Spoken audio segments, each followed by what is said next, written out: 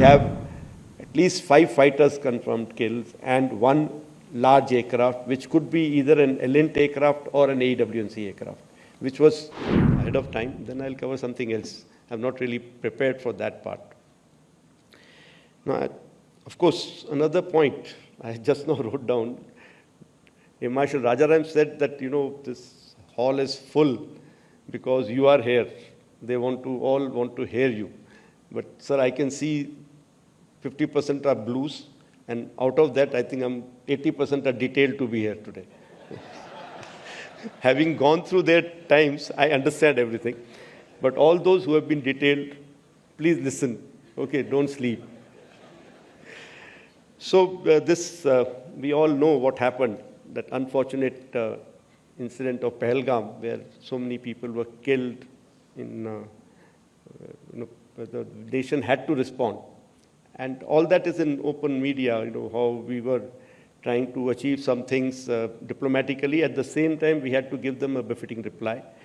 We had also said, it was made very clear that this time it should be an emphatic thing that we do. We must send the message across loud and clear to them. It should not be something just limited to launch pads and training areas. It should be, if their leadership, the terrorist leadership should be challenged. So we were all called in, and we discussed a few options. Then all the other agencies also joined in. And then we decided on those 9 targets. I don't know how clear it is here. From my angle, it's not looking very clear, the text part of it. Like you see, I can make it easier for you by the red dots that you see on the map were the 7 targets that were very close to the border and LC, and they were to be taken on by Army with their integral weapons. And those 2 blue dots, we've drawn them a little bigger. They were the 2 main headquarter buildings, that is Bahawalpur and Muridke, headquarter complexes, not buildings, that were to be taken on by Indian Air Force. So this was decided. Also, when I say taken on by Indian Air Force, that doesn't mean that only Indian Air Force was to work towards that. All of us were working together, including naval assets were involved in, their weapons were used in these areas. Their INT agencies were involved. And in the planning, we were all, the 3 services together, along with other agencies. So this plan was discussed. Even the escalation metrics were made and discussed as to where can it lead to, what can happen, and if this happens, what is going to be our response. So it was a nicely planned out effort, and the date was decided. It was the 6th and 7th night, date and time, and it was decided based on weather, based on what pattern we were seeing across the border of their movements and their actions. And we decided that time, and we decided that it will be in one go, we will address all 9 targets. And like I said, Air Force was targeting these to the border. So it was not that we could do something with small drones or weapons of small caliber. They were all nicely hardened structures.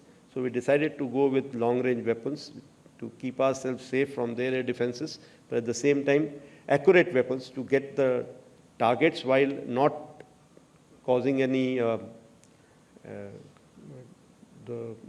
other damage to the areas around. And special emphasis throughout has been that there should be minimum civilian casualties who are not involved with this. So,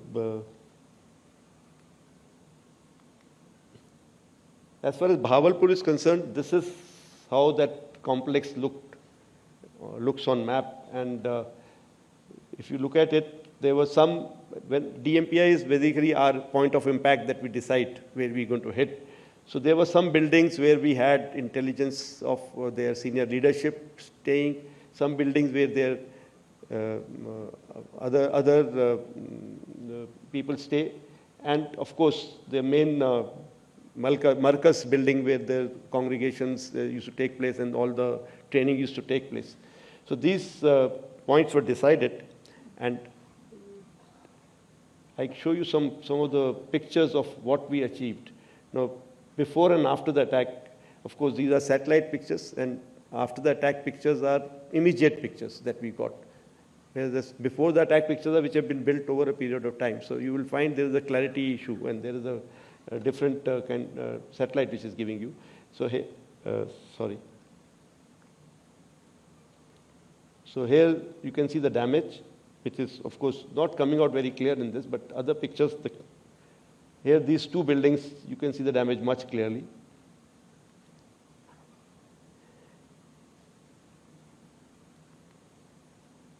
Again, another big set of buildings, and you see the damage that is coming out.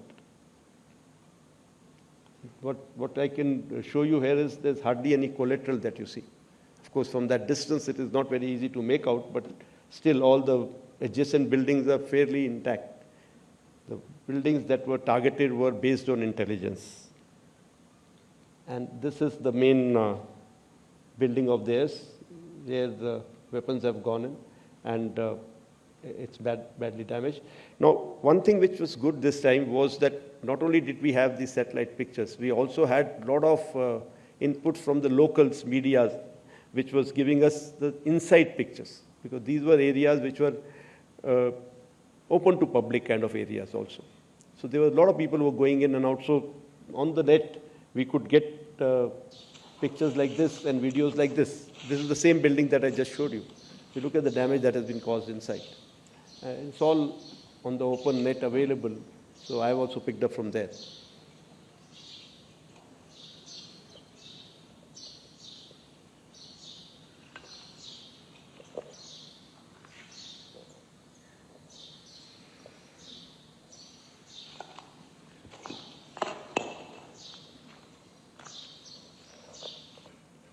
So this target was about 100 kilometers away from the border. We did not have a way to send a BDA mission that far away. So the damage assessment has been done based on only the, or accuracy assessment has been done based on damage that we see on the pictures from the satellites, and also what we got from the media. As far as Muridki is concerned, this is what it was, the LET headquarters. This is shifted. I think something is, 1 minute.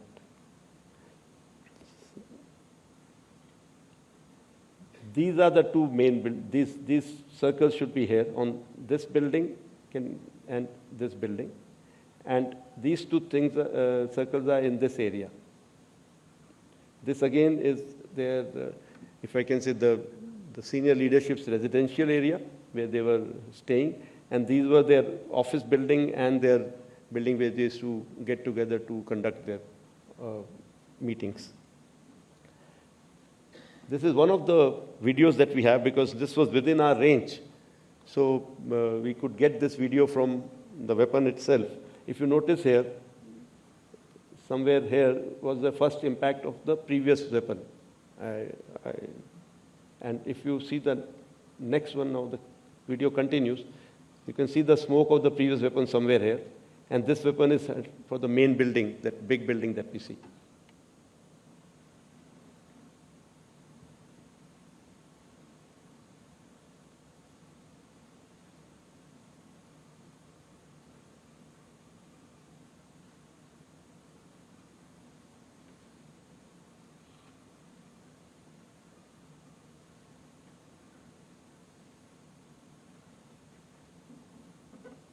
That was the point of impact.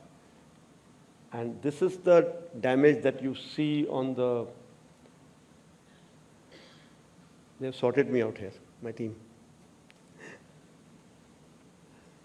So before attack, these were DMPI 3 and 4. And after the impact, it's not very clear. The display is not very clear, but I think the brightness of this big display is always an issue. So these are this is the DMPI, this is the bomb that you saw in that video before. And here, this whole picture has shifted. And this is the impact that we see on the main and one on the office building. office building, you can see it's already decimated quite badly. Here you see just a pinprick.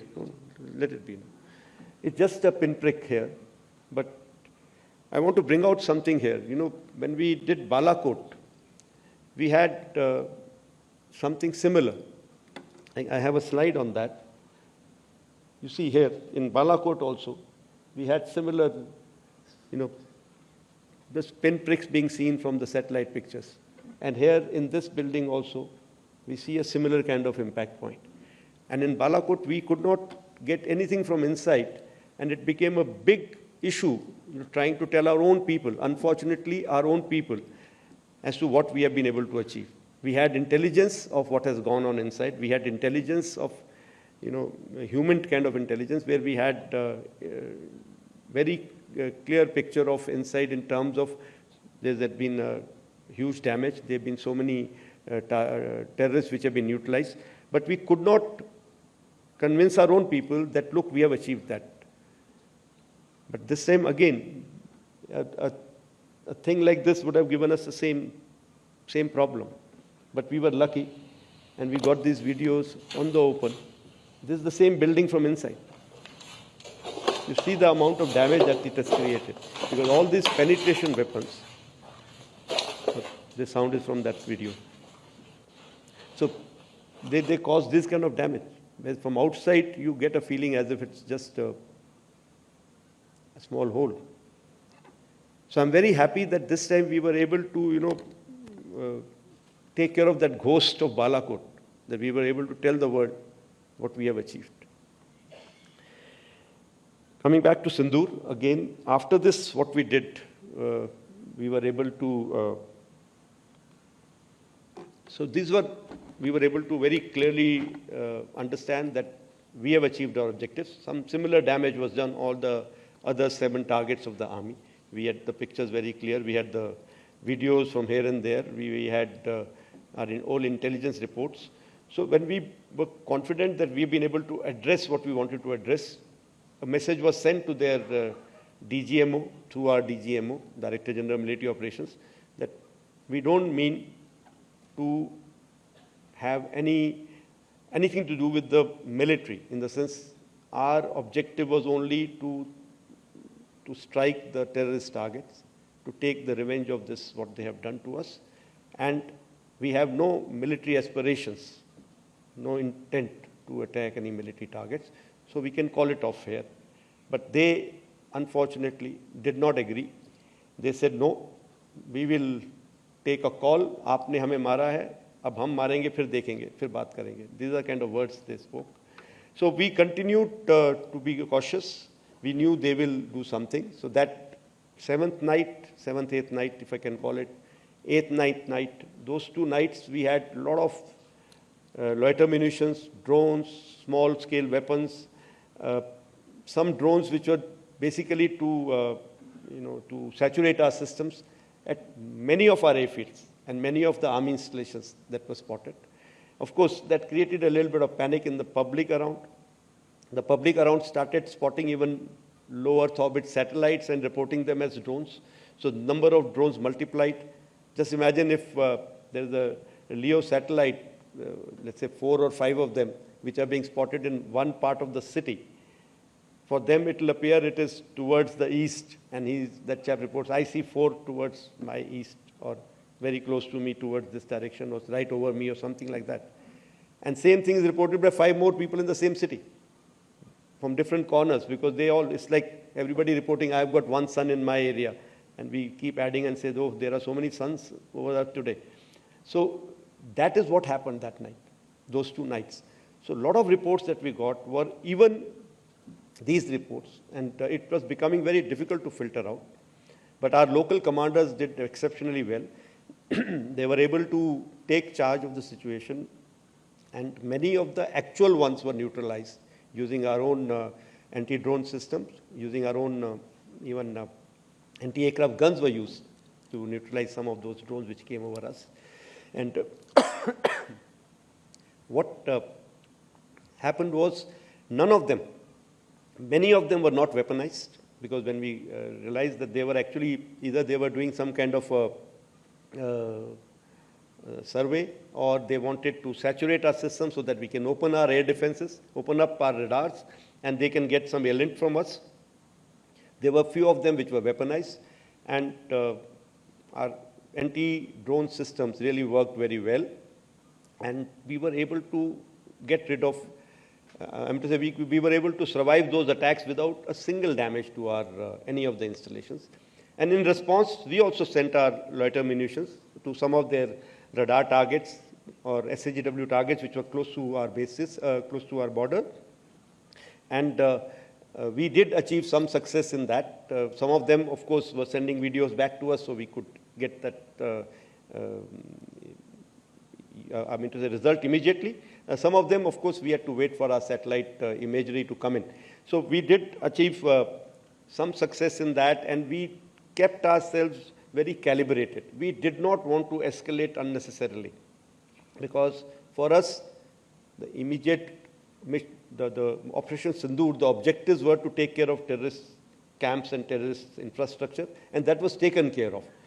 So here is one of the videos that we have of a radar being attacked by one of our loiter munitions.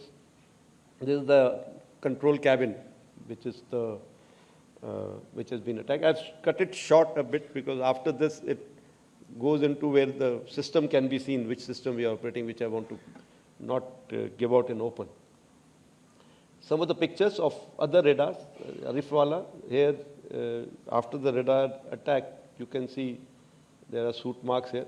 Again, not very clear to a layman, but the specialists, when they analyze these pictures, they tell us what exactly the damage has been, and it can be blown up in our own system. Similarly, Chunia radar, there's another radar head which has been burnt. So once this was over, we got an intelligence report on the ninth evening, I will say, that they are planning something big. And next 48 hours are very critical. And also, we also decided that if they attack any of our installations, military installations, we are going to reply with military, attacking their military installations which matter to them. So since we already had our plans ready, this point was debated, and both the CNCs involved, the air headquarters people, and the other services, we had taken a call that since they are mostly attacking us by Air Force assets, and my Air Force bases are under threat, we should respond without waiting, in case this continues tonight also. And sure enough, this time we had their attack on our airfields with not only just loiter munitions, some of long-range weapons. Their aircraft tried to penetrate our defenses. Our air defense systems have done a wonderful job. The S-400 system, which we had recently bought, has been a game changer. The range of that system has really kept their aircraft away from their weapons like, those long-range glide bombs that they have. They have not been able to use any one of those because they have not been able to penetrate this system. And during our first night, first 6th, 7th night, also air defense system had ensured that when they did their repost, their fighter aircraft was threatened.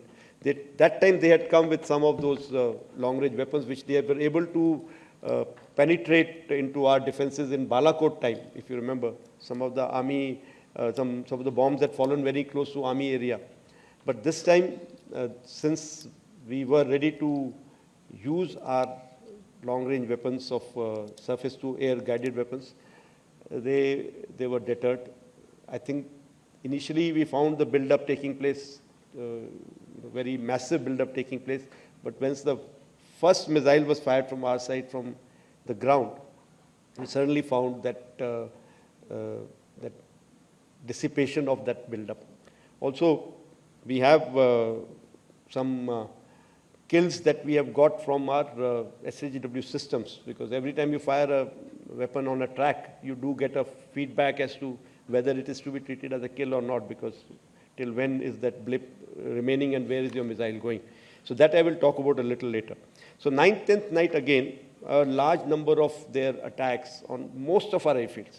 The airfields like Adampur, Srinagar, Avantipur, they took the brunt of it actually. And many other airfields. From north to south, they tried to penetrate various classes of drones, including weaponized.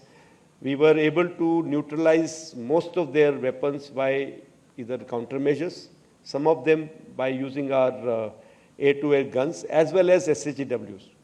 Systems like Akash and all have taken down many of their loiter munitions which have come in, the weaponized ones.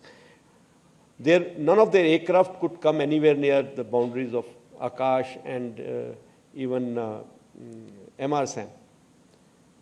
All their aircraft were taken on by LRSAM because they were trying to stay away, but still they were within our ranges at times, and that is the opportunity targets that we got.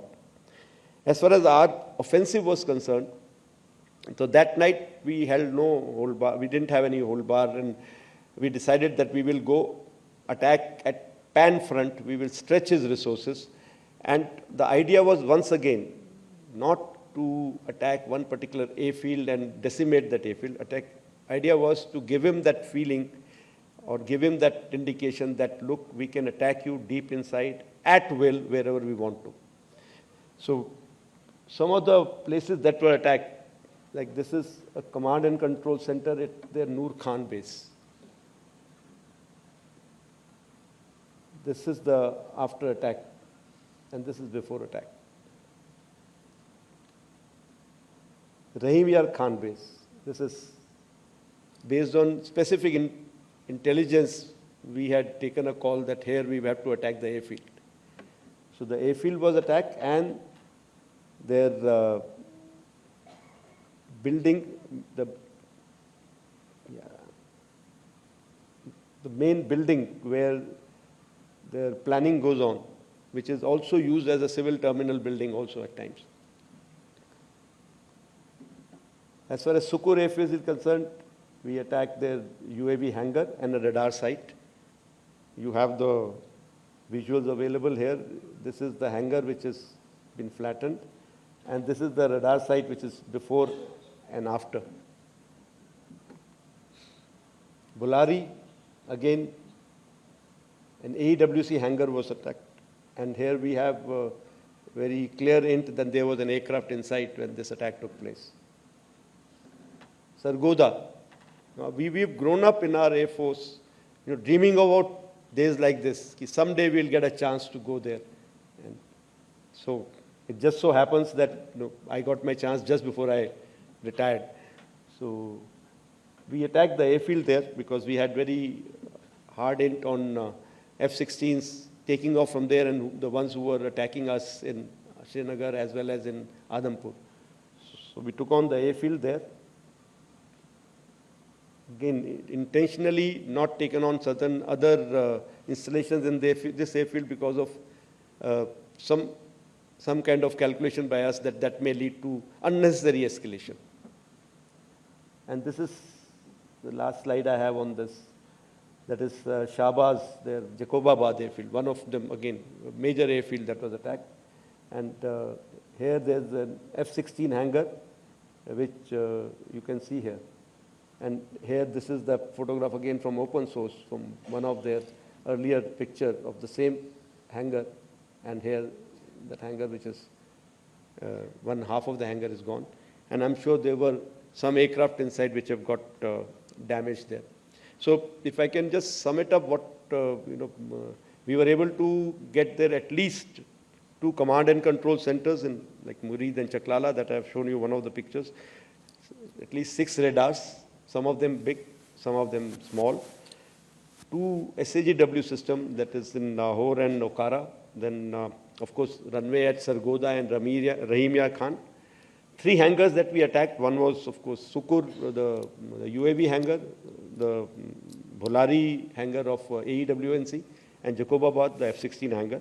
And we have indication of at least 1 AW&C in that AW&C hangar, and a few F-16s which were under maintenance there. Apart from these, the SAGW systems, mostly from, I'm talking about fighter aircraft are from S-400. We have at least 5 fighters confirmed kills and 1 large aircraft, which could be either an ELINT aircraft or an AW&C aircraft, which was taken on at a distance of about 300 kilometers. This is the actually largest ever recorded surface-to-air kill that we can talk about. And apart from, of course, this, there are a large number of UAVs, drones. There are some of their missiles which have fallen in our territory. We have recovered a lot of wreckage from these, which now is being studied so that we can make out what did they do, where were they launched from, what route did they follow, what kind of system do they have, whether they have, what I mean to say, what generation those systems belong to, what all features do they have. So that study is going on, and it is going on even in coordination with DRDO. If required, we will also take some other industries' help for that. So I can say that it was, more of the high-tech war which was fought. In about 88, 90 hours of war, we were able to achieve, so much of damage to a system that it was very clear in their mind that in this current situation, if they continue, they are going to continue paying for it more and more.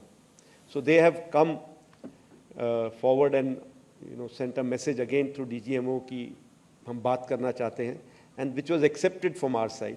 And when I say our side, it's not just the Air Force, it's the joint decision that was taken, and it was taken even at the highest level.